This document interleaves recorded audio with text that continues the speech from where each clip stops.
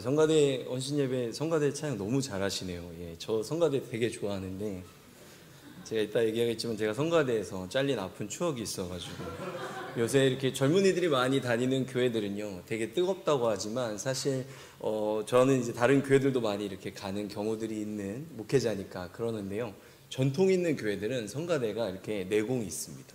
근데 젊은이들이 있는 교회들은 성가대가 없는 데도 많아요. 찬양은 뜨겁게 한다고 하지만, 그래서 저는 굉장히 좋은 신앙의 전통이라고 생각하는데, 시편 33편 오늘 1절에서 5절까지 말씀 봤는데요, 저는 33편 전체를 가지고 오늘 말씀을 나누려고 합니다. 찬양의 이유 되시는 주님이라는 제목으로 말씀 나누려고 하는데요, 이 시편 33편은 각 시편마다 이렇게 어떤 평들이 있어요. 평가들이 있는데 총 150편의 시편들 중에 가장 큰 즐거움으로 여호와를 찬양하는 그런 내용을 담고 있는 그런 시편이다라고 평가되는 그런 시편들 중에 하나라고 평가가 되고 있습니다. 그러면 우리가 왜 이런 무슨 기준을 갖고 이렇게 시편 33편을 평가하지? 우리가 이런 걸 궁금해할 수 있잖아요. 그러면 왜일까라고 하면요, 이 시편은 내용을 보면요 우리에 대한 내용이 없어요. 우리가 가장 큰 기쁨과 즐거움으로 찬양을 드릴 수 있는 시편이라고 평가하는데, 거기에 보면 사람이 어떻게 즐겁고 어떻게 찬양을 잘 드리고 이런 거에 대해서는 전혀 나오지 않는다는 거예요. 어떤 것이 나오냐 하면 찬양을 받기에 합당하신 주님을 가장 잘 드러낸다고 평가되기 때문입니다. 좀 어려울 수 있는데요, 저희는 지금 이 지점에서 우리가 찬양을 드릴 때 찬양에 대한 시각이 좀 달라져야 되는 거 아닌가라는 그 깨달음을 얻을 필요가 있다는 거죠. 왜 그렇습니까? 만약 찬양을 드릴 때 우리가 그것을 드리는 우리들의 편에서 그 찬양이 더 신나야 되고, 우리들 편에서 내가 더 은혜를 받는 방식을 취해야 되고, 내가 무언가를 더 느껴야 되는 그런 것들이 우리들의 찬양의 기준이 된다면, 오늘 이 시편 33편을 평가한 기준은요 굉장히 그것으로부터 멀어져 있다는 걸 지금 증명하는 겁니다. 여러분, 그러면 찬양은요 저희들의 신앙에서 어느 정도의 위치를 차지하고 있을까요? 저는 이걸요 기도, 그리고 찬양, 그리고 말씀으로 한번 구분해서 말씀을 드려보려 합니다. 여러분, 제가요 저는 99년도부터 원래 신학을 하기 전부터 저는 찬양 사역자로 원래 사역을 시작했습니다. 그래서인지 제가 굉장히 어린 시절부터 저희 교회는 제가 한 12,000명 되는 교회를 다녔어요. 그리고 거기서 찬양팀이 굉장히 이렇게 많이 좀 활성화됐었습니다. 그래서 여러분들, 저희 찬양팀에서 음반을 내서 이렇게 알려진 곡들이 있어요. 제가 이제 거기 6대 인도자 출신인데 아마 목사님 모르셨을 수도 있습니다. 근데 6대 인도자 출신인데, 저희가 여러분들 아실 수도 있어요. 저희 그게 나의 가는 길 주님 인도하시, 이게 저희 찬양팀의 리더가 그거 작사 작곡한 겁니다. 그리고 그것도 있어요. 당신은, 이건 되게 유명하죠. 사랑받기 위해, 이것도 저희 찬양팀에서 불렀고, 이거의 두 번째 원래 그 당신은 사랑받기 위해 2가 있어요. 그게 천년이 두 번 지나도, 이게 이제 그것도 저희 찬양팀에서 불렀던 찬양입니다. 그래서 러브라는 막 그룹도 배출이 됐고, 음반사도 만들어질 정도로 굉장히, 저도 젊은 층들은 알 수도 있어요. 저는 힐송이라는 그 호주에 있는 그 신학교에 1년 정도 갔다 왔던 경험이 있습니다. 그러니까 제가 찬양 사역을 하면서 그쪽에 많이 이렇게 깊숙이 들어갔던 경험이 있어요. 그래서 찬양을 통해 제가 그런 시간들을 보내면서 리더로서 한 6년 정도 사역한 것 같아요. 근데 그런 어떤 굉장히 웅장하고, 저희가 찬양 예배를 할 때는 뭐 한 40분 정도부터 줄 서서 들어왔고, 한 2,800명 정도 들어오는 그런 예배를 목요일 날 밤에 드렸었습니다. 그런데 제가 그런 시간을 가지면서 굉장히 어떤 특별한 경험, 어떤 놀라운 역사들을 많이 경험했다면 너무나 좋겠지만, 굉장히 큰 찬양팀, 그리고 웅장한 사운드, 그리고 화려한 조명과 장치들 뒤에서 벌어지는 찬양팀의 폐해를 저는 더 많이 보면서 살아온 것 같아요. 이게 사람들이요, 찬양팀은 자꾸 앞에 서고 또 이렇게 성가대도 앞에 서지 않습니까? 사람들 앞에서 이렇게 보여지다 보니까 너무 칭찬을 많이 받다 보면 이렇게 제가 보면 연예인 기질들이 조금씩 생기는 것 같아요. 근데 그런 것들이 이렇게 교만함으로 이어질 수 있는데 여러분들은 절대 아니시겠죠. 근데 저희 찬양팀은 그런 아픔들이 있었습니다. 그런데 그러다가 말씀 가운데 예수님을 만났어요. 그런 다음에 제 삶은 완전히 바뀌었습니다. 그런 저에게 지금에 와서 찬양이 무언가, 찬양을 넌 뭐라고 말해? 라고 설명해 보라고 하면 저는 찬양을 잘 쓰여진 기도라고 표현합니다. 그리고 그 기도에 간구의 내용에 따라서 곡조가 붙여지잖아요. 멜로디가. 그 간구의 내용에 곡조가 붙여지면 그 기도는 그냥 기도가 아니라 그 기도를 썼던 사람의 감정, 그리고 그 기도가 표현하고자 하는 은혜들을 그 멜로디가 극대화시켜줍니다. 그래서 여러분, 우리가 이 대부분의 기도문들이 시편에서 나오지 않습니까? 그래서 이 시편도 보면 겉으로는 다 기도문이 맞죠. 말씀이죠. 그런데 시편은 제목마다 다 뭐가 붙어 있습니까? 맞쓰기, 그죠? 마할랏에 맞춘 노래, 이런 것처럼 그 나름대로의 표제어가 시편에 다 붙어 있어요. 왜냐하면 이것들이 분명히 기도문이고 간구이지만 그 기도와 간구에 맞추는 악기를 선정해주는 용어들도 있고요, 곡조의 분위기를 정해주는 그런 용어들도 다 붙어 있습니다. 그리고 심지어는 내용의 구분까지도 굉장히 정교하게 구분해서 이 찬양들을 불렀다는 걸 알 수 있는 거예요. 그래서 이 시편에 슬픔의 간구가 있고 또는 기쁨의 환호가 있고 또 교훈이라는, 맞쓰기이 대표적이죠. 교훈이라는 그 내용의 구분에 따라서도 이것들을 구분해요. 그리고 어떤 건 특정 악기로 연주하라는 표기가 더해진 시편도 있습니다. 이 모든 것이 우리의 삶 속에서 어떻게 해요? 우리가 하나님과 관계를 갖고 그곳에서 발생하는 상황들이 있을 때 우리는 하나님에게 기도하지 않습니까? 근데 이런 것들이 어떻게 해요? 우리의 감정과 함께 녹아나기 때문에 이 음악이라는 것을 도구로 사용해서 그 기도가 더 풍성해지는 일들이 이 안에 있다는 겁니다. 그러면 찬양을 우리가 잘 쓰여진 기도라고 생각할 수 있다면 여러분이 생각하는 올바른 기도는 뭡니까? 기도는 저희들 가장 쉽게 그렇게 얘기할 수 있어요. 기본적으로 하나님과의 대화죠. 제가 옛날에 대학생 때 저게 뭔가 이렇게 싶을 정도인데 그 사람들이 정말 서로 아는 사람인지 모르는 사람인지 모르겠는데 어떤 건물에 2층에는 상담소가 있고 3층에는 교회가 있더라고요.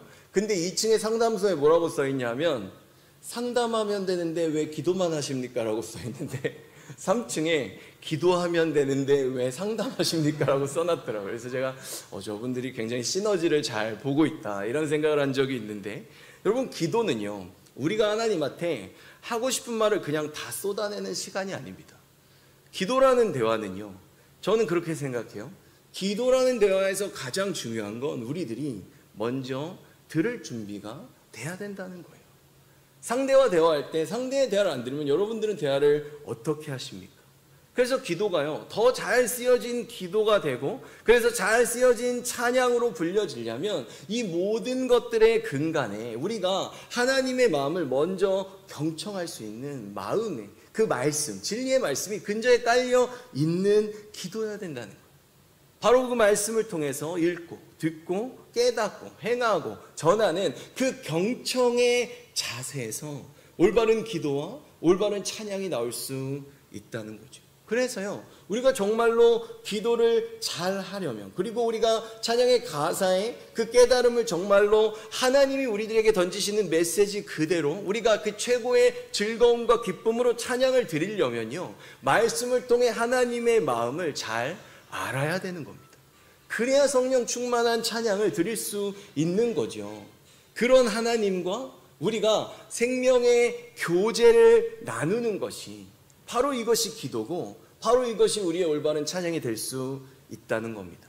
여러분, 그래서요 사람이요 정말로 나의 모든 생명이 오직 주님께만 달려있음을 우리가 확신한다면요, 또 그만큼 주인이신 주님을 우리가 지금 갈망한다면 우리들의 삶에 기도의 자리가 비워질 수 없는 겁니다. 우리들이 늘 찬양할 수밖에 없다는 거예요. 마치 우리가 숨을 쉬지 않으면 살 수 없는 것처럼 자연스럽게 우리들의 삶 가운데 진솔한 기도와 간절한 찬양이 늘 말씀과 함께 할 수밖에 없다는 거죠. 제가 아까 말씀드렸던 것처럼 저는 굉장히 어린 시절부터 저희 교회 찬양팀을 보면서 자라왔어요. 그래서 대학교 1학년 때까지는 제가 뭐 어떤 악기를 잘 다루는 특별한 재능이 없다 보니까 성가대를 많이 섬겼고, 그 다음에 전도사 사역을 시작하기 전까지, 신학교에 가기 전까지는 찬양팀을 섬겼습니다. 저희 찬양팀이요, 찬양팀원만 30명이 넘었어요. 한 35명 정도 됐었는데, 제가 찬양팀한테 늘 강조했던 게 그겁니다. 올라가기 전까지는 죽도록 연습해서 실력을 키우고, 정말 딱 서서 예배에 들어갔을 때는 전심전력을 다해서 은혜로 찬양하라고. 여러분, 우리들의 찬양이 더 찬양다워지려면요, 그 신앙이 균형을 맞춰야 됩니다. 그래야 제가 아까 말씀드렸던 것처럼 그런 폐해들이 일어나지 않는 거죠. 근데 제가 대학교 1학년 때 찬양팀에 들어간 계기가 있어요. 왜냐하면 성가대를 했는데 저희 교회가 굉장히 컸다 그랬잖아요. 그러니까 성가대가 문이 그렇게 넓진 않았어요. 근데 제가 한번 들어가서 한번 참여해보라 그래가지고 참여했는데, 성가대장님이 제가 지금 생각하면 요새 뭐 이렇게 T냐 F냐 이런 얘기를 많이 하는데 굉장히 T셨던 것 같아요, 제 생각이. 그러더니 이렇게 딱 하다가 이렇게 고개를 몇 번 이렇게 저으시더라고요. 그러더니 남자만 한번 불러보세요 이렇게 하시더라고요. 그래서 불렀어요. 그랬는데 테너만 한번 불러보세요 이러더니 테너로 좁혀왔어요. 그러더니 요 줄만 한번 불러보세요. 그 줄에 불렀는데 그 다음에 저한테 너만 한번 불러봐봐 저한테 그러시더라고요. 그러고선 끝나고 남으라 그래가지고 저한테 목소리가 좀 성가대에 안 맞는 것 같다, 그러니까 나가줬으면 좋겠다 이제 이래가지고 제가 성가대에서 이렇게 소위 잘리고, 그때 제 굉장히 친한 친구가 찬양팀의 리더였어요. 그래가지고 제가 노래로는 아니고 백으로 제가 거기에 들어가서 열심히 찬양 사역을 했었습니다. 근데 여러분, 기도하고 찬양하고 말씀이 균형을 잘 못 맞힐 때 우선은 말씀만 너무 많이 알잖아요. 기도와 찬양은 말씀으로 삶을 살아내는데 굉장히 필수적으로 필요하거든요. 근데 삶으로 말씀을 살진 않고 머리로 말씀을 계속 채우잖아요. 그러면 사람이요, 가분수 신앙이 됩니다. 그러면 교만해져요. 실제로는 아무것도 안 하면서 아는 게 너무 많아가지고 앉아서 팔짱 끼고 평가만 합니다. 쟤는 저래서 안 되고 쟤는 또 저래서 안 되고, 실제로 자기는 아무것도 안 하면서 그런데도 자기는 이 교회에서 제일 뛰어나다고 생각해요. 근데 막상 어느 순간인가 뭘 해보라고 일을 맡기잖아요. 그러면 잘 못합니다. 여러분, 머리만 컸지 근육이 없기 때문이에요. 여러분 다 해보셔서 아시죠? 여러분, 전도도요, 해야 합니다. 근데 하면 늘어요. 근데 아무나 데려, 여러분 기도도요, 해야 합니다. 기도도 아무나 데려다 놓는다고 바로 3시간, 4시간 기도하는 게 아니에요. 기도도 자꾸 하다 보면 기도의 제목의 거리들이 무엇이, 이게 기도를 할 수 있는 거구나라는 제목들이 생겨나고, 전도도 자꾸 해야, 그게 봉사도 하다 보면 느는 거지 처음부터 잘하는 사람들은 없단 말이에요. 그런데 말씀만 갖고 아무것도 섬기지 않고 삶으로 살아내지 않으면 기도와 찬양이 살지 않는 가분수 신앙이, 교만한 신앙이 될 수 있다는 거죠. 둘째로 기도를 생각해 보면요, 말씀이 없는 기도는 기도가 산으로 갑니다.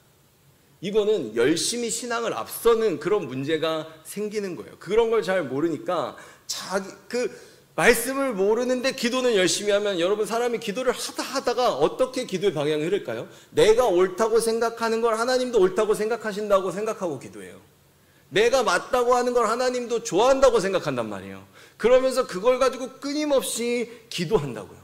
내가 원하는 결과를 정해놓고 하나님에게 내 뜻을 관철시키는 그런 기도를 할 수 있다는 거죠. 내가 생각할 때 옳다는 걸 주구장창 늘어놓고 기도할 수 있다는 거예요. 근데 여러분, 이런 시간들이 계속 너무 오래되잖아요. 누군가 그 사람을 중간에 한 번은 끊어줘야 되는데, 그러지 않고 그 시간이 너무 길어지면 자기가 생각하는 그 기도의 습관들과 내가 생각하는 그 판단들이 나의 신앙을 이기는 신념이 되어버릴 수 있습니다.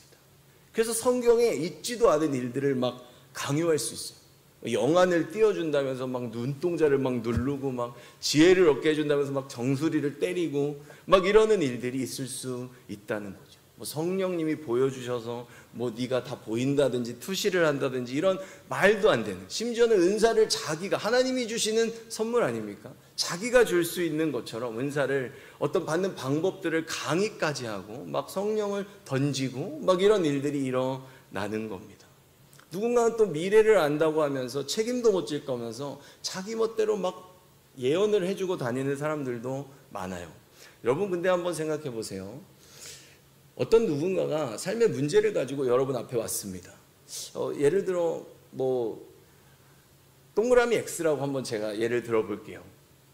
그러면 여러분 동그라미하고 X하고 확률이 몇 프로입니까? 각자 50%죠. 여러분 만약 오늘 로또가 30억짜리가 있는데 대로 확률이 50%면 여러분들 어떻게 하실래요? 뉴스에 나왔어요. 로또가 될 확률이 50%인데 지금 상금이 30억이다. 이렇게 하면 여러분들 제가 봤을 때 우리나라 국민 중에 그걸 안 사는 사람이 있을까요? 생각보다 어렵지 않습니다. 이 사람들 점치는 거랑 비슷해요. 그래서 떨어져 나가면 그래도 맞힌 사람 50 데리고 또 하면 또 많이 와요. 이 사람들이 소문 내거든. 이런 일들로, 기도가 산으로 가는 이런 일들이 일어날 수 있다는 거죠. 이게 뭡니까? 오늘 시편이 말하는 것처럼 하나님 중심의 신앙이 아니라 사람 중심의 신앙과 사람 중심의 도구가 될 수 있다는 거예요. 그럼 마지막으로 찬양만 중요하게 생각하잖아요. 저는 이것들을 많이 봤기 때문에 이 폐해가 저의 폐해입니다. 굉장히 뜨거워요. 그리고 삶에 막 활력소가 넘쳐납니다. 그런데요, 이런 찬양을 계속 찬양만 열심히 하다 보잖아요. 그러면 그 신앙이 빈 껍데기가 돼서 이 마음이 공허합니다.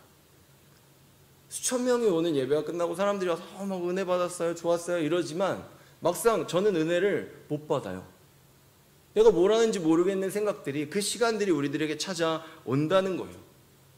제 앞에 있는 사람들은 눈물도 흘리고 막 뛸 듯이 막 이렇게 막 뛰면서 좋아하는 사람들도 있는데 그 찬양의 자리만 떠나면 그곳에서 내가 느꼈던 은혜라고 생각하는 그 감성이 다른 어떤 곳에서도 느껴지지 않습니다. 왜 그럴까요? 이게요, 정말로 철저하게 음악이라는 감성에 젖어서, 그리고 말씀의 본바탕은 없고 그 시간에 은혜 받은 줄 알고 막 방방 뛰었는데 감정적으로 눈물까지 흘렸어요. 근데 이게 우리의 영적 기품이 아니고 내가 하나님을 인격적으로 만난 게 아니라 그냥 그 분위기에 젖어든 걸 내가 은혜라고 착각하는 겁니다. 여러분, 은혜는요 기분이 아닙니다.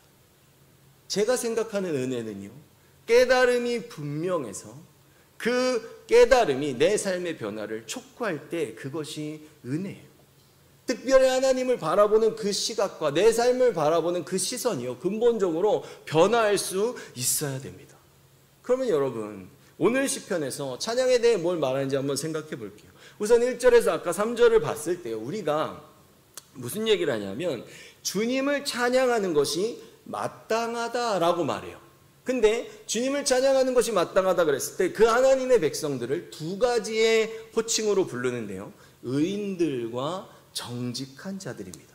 먼저 의인들이라고 하면 누굴까요? 이 땅에서 하나님 앞에 의인으로 설 수 있는 자들은 없죠. 그렇죠? 우리는 모두 주님 앞에서 죄인들입니다. 그러니까 그 죄인들 가운데서 주님이 우리를 택하시고 불러주시고, 그래서 우리가 예수 그리스도를 믿을 때 죄를 사해 주시고 그런 우리들을 의인으로 세우십니다.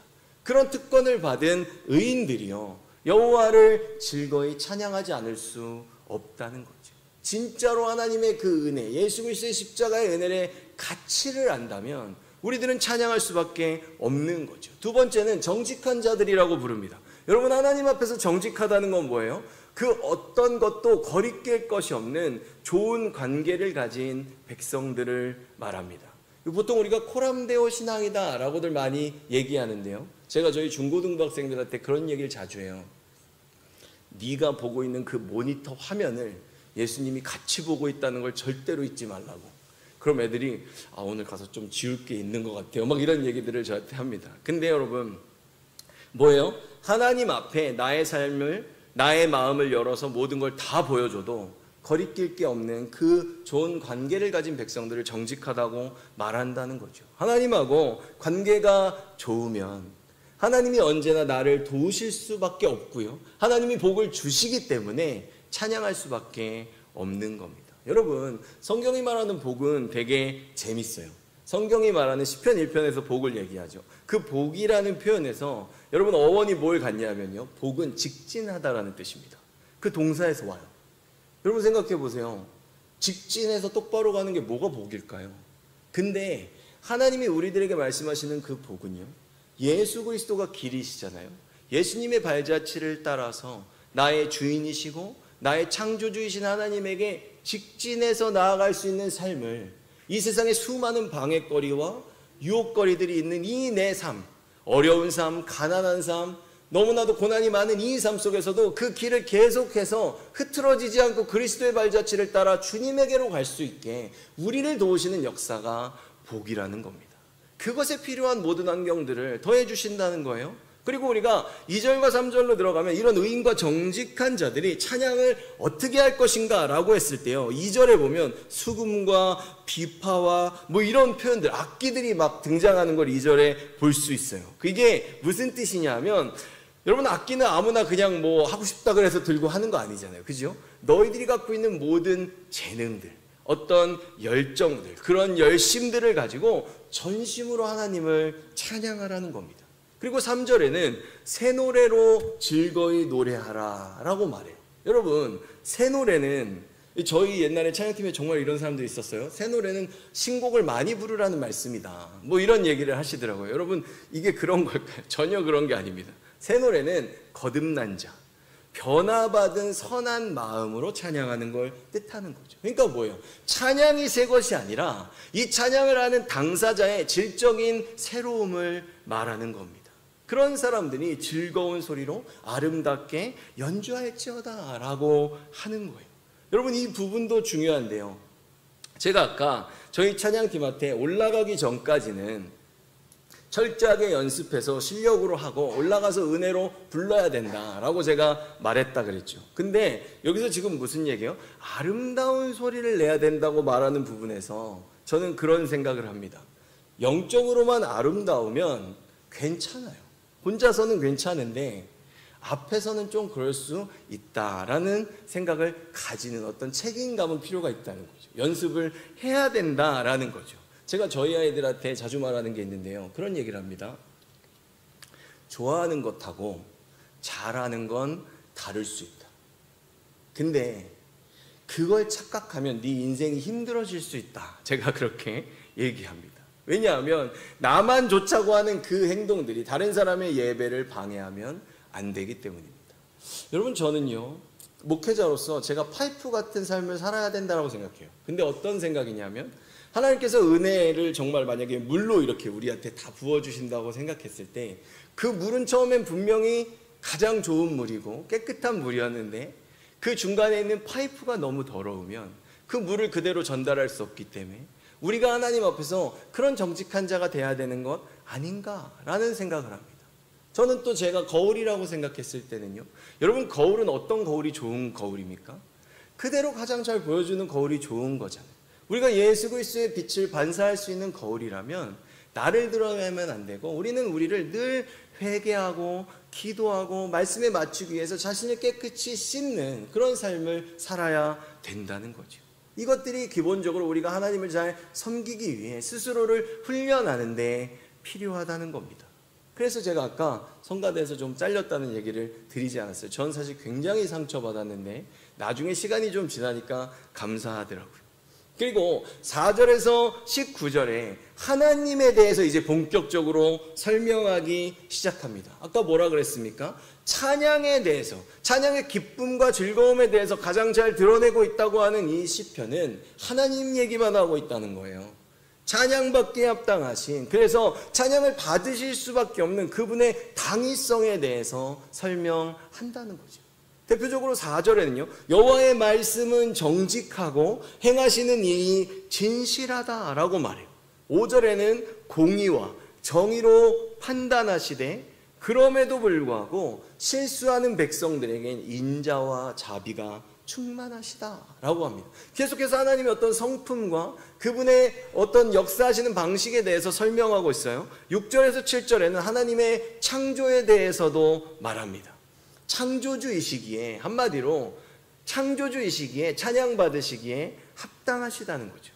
여러분, 창조는 언제나 우리가 두 가지를 기억할 필요가 있는데, 하나는 주님께서 이 친히 모든 만물을 만드셨다는 거예요. 요새는요, 여러분들은 아마 조용 목사님께서 너무 잘 말씀을 전해주셔서 그런 주장들을 잘 못 들어보셨을 수도 있는데, 요새는 굉장히 많은 사람들이 재료는 원래부터 다 있었고 하나님께서 창조하실 때 조립만 하셨다라는, 그래서 과학은 뭘 이걸 재면 뭐 몇만 년이고 막 이거를 재면 막 몇억 년 나오고 막 이러니까 과학과의 어떤 말다툼을 막기 위해서 원래부터 재료는 있었고 하나님은 창조 때 조립만 하셨다라는 가르침들이 요새는 대세입니다. 근데 그렇지 않습니다. 하나님은 무에서 유를 창조하셨습니다. 그리고 둘째로 창조에서 기억할 건 혼란하고 공허한 세상이, 원래는 혼란하고 공허했어요. 근데 그 세상이요, 하나님이 보시기에 좋았다라고 할 때 너무나도 흥미로운 건, 하나님이 그 혼돈하고 공허한 세상에 질서를 세우시고 그것을 보시기에 좋은 세상을 만들 때 그 공허하고 혼돈한 세상을 빛으로 가장 먼저 채우셨다는 겁니다. 그때 이 세상이 보시기에 좋아졌다는 거예요.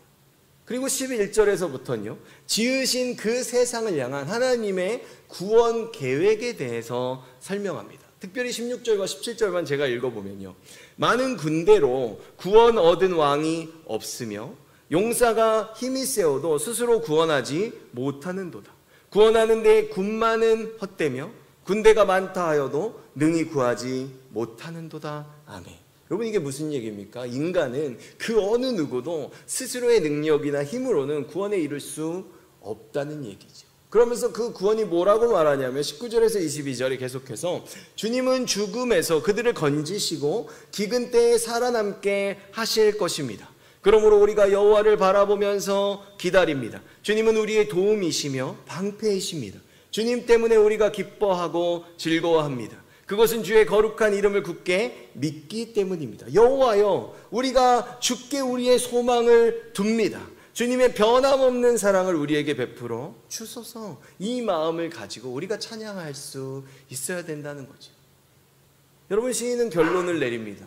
우리를 사망에서 건지시고 우리의 도움과 방패가 되시는 주님, 바로 그분을 우리가 찬양함이 마땅하다라고 얘기합니다.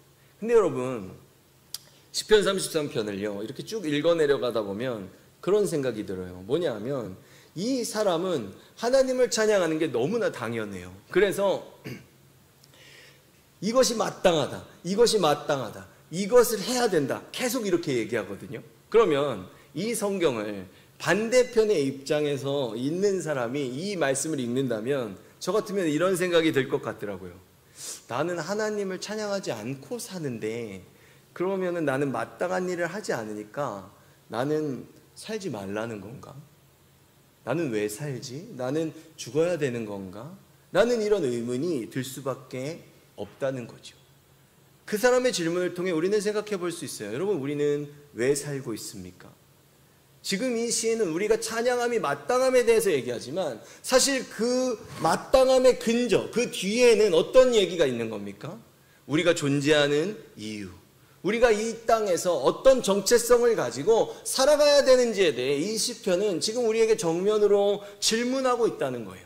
그리고 막상 그 질문 속으로 들어가 보면 뭐예요? 내가 왜 존재하는가? 나의 정체성은 무엇인가? 그것에 대해서는 하나도 안 가르쳐주고 오롯이 하나님이 어떠한 분인지에 대해서만 알려주고 있다는 거죠. 여러분, 욥기도 보면 그렇지 않습니까? 내가 뭘 그렇게 잘못했는지 욥이 막 그것에 대해서 따져 묻거든요. 근데 하나님께서 네가 첫째로는 뭘 잘못했고, 두 번째로는 이거 잘못했고, 셋째로는 이건 진짜 아니었어, 막 이러면서 하나님이 잘못했다고 하나씩 가르쳐 주십니까? 아니요. 하나님은 욥에게요, 하나님이 얼마나 위대한 분이신지를 알려줍니다. 내가 세상을 이렇게 창조했는데 땅은 이렇고 바람은 이렇고, 그런 것들을 계속 설명하세요. 근데 그걸 듣는 욥이 어떤 생각이 들까요? 아, 나는 잘 모르겠지만 이렇게 위대하신 하나님의 눈으로 보면 내가 잘한 게 하나도 없겠네 라는 마음이 자연스럽게 들 수밖에 없다는 거죠. 근데 이 시편도요, 그런 뉘앙스를 갖고 있다는 거예요. 올바른 찬양을 하지 않는 우리들의 잘못과 우리들의 잘못된 태도들에 대해서 말하기보다는 찬양받기에 합당하신 주님의 위대함을 더욱더 강조하고 있습니다. 우리가 스스로 깨닫기를 원하고 있어요. 그 위대하신 주님을 찬양해야 함과, 창조주요 전능자이신 분, 지금도 나를 구원하시고 나를 도우시는 분, 그 위대하신 주님을 찬양할 때 우리가 그 분을 그만큼 잘 드러내라고, 찬양하라고 만들어진 존재라는 것을 마음 깊이 깨달을 수 있는 겁니다. 여러분, 주님께서 우리를 만드셨죠. 그분이 우리의 주인이십니다. 죄인된 나를 구원하셨어요. 그리고 지금 이 순간에도요, 우리를 지키고 보호하사 영원한 나라로 이끌어 가고 계십니다. 여러분, 저희 어린 아이들은 그런 얘기를 해요. 나는 엄마 아빠 뱃속에서 나왔는데 왜 하나님이 자꾸 내 주인이라고 그러십니까? 저한테 그러더라고요. 제가 그래서 그런 얘기를 했어요. 네가 자전거를 만드는데 자전거 재료를 다, 네가 재료를 다 하나하나 준비해가지고 자전거를 만들었어. 그러면 그 자전거는 자전거 거야, 네 거야? 그러니까 자기 거라 그러더라고요. 근데 엄마 아빠가 난 거는 아니잖아요. 그럼 제가 그렇게 얘기해요. 네가 처음에 닭을 샀어. 근데 닭이 계속 알을 낳았어. 그러면 그 알은 닭 거야, 네 거야? 라고 말했더니 닭 건데요 그러더라고요. 하나님이 제일 처음에 아담과 하와를 창조하시고 그들을 축복하시고 그들의 주인이 되셨을 때 우리들 모두는 하나님이 우리의 주인된 백성이 된 거다라고 말했습니다.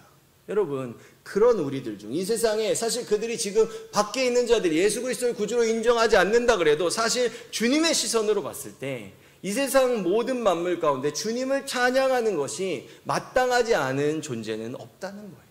그것이 우리들 모두의 삶의 목적이고 살아가는 이유이고 우리의 정체성이고 그 우리의 삶의 자리에서 마땅히 우리가 해야 될 바라는 걸 우리는 잊으면 안 되는 겁니다. 범사의 하나님을 인정하고 주님의 말씀을 내 삶의 최우선순위에 두고 살아가는, 그래서 그대로 하기 위해서 나를 제발 도와달라고, 내가 이렇게 살아야 한다고 늘 기도하고 주님께 더 찬양하는 그런 하늘 백성 되시기를 예수 그리스도의 이름으로 축원합니다. 저희 이 시간 함께 잠깐 찬양하고 잠시 기도했으면 좋겠는데, 사랑하는 나의 아버지 한번 저희도 찬양했으면 좋겠습니다.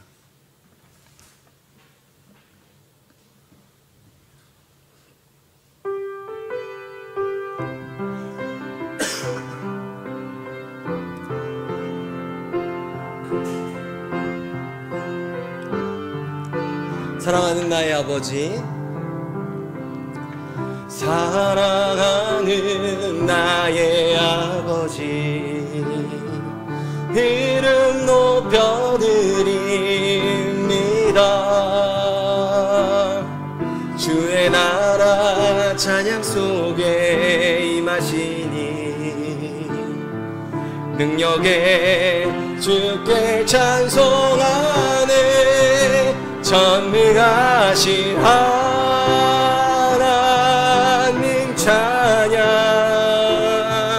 언제나 동일하신 주, 전능하신 하나님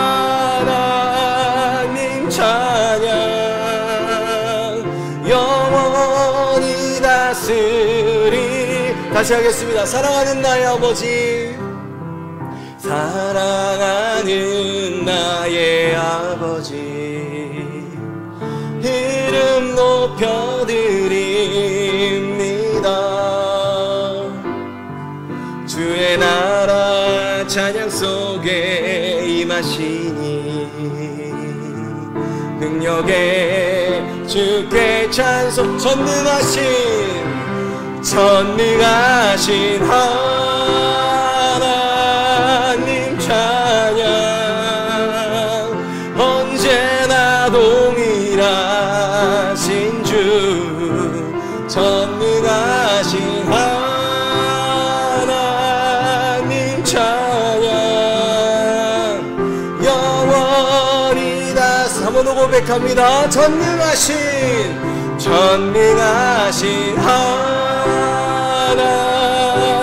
찬양,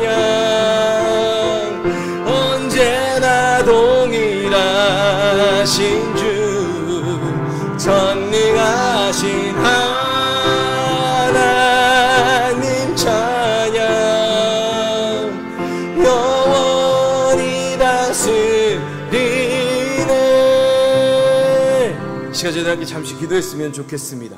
첫 번째로는요, 주님만이 우리의 주인이시고 우리의 구원자이신 그 주님을요, 우리의 삶의 모든 자리에서 인정하는 자로 살아가게 해달라고 기도했으면 좋겠습니다.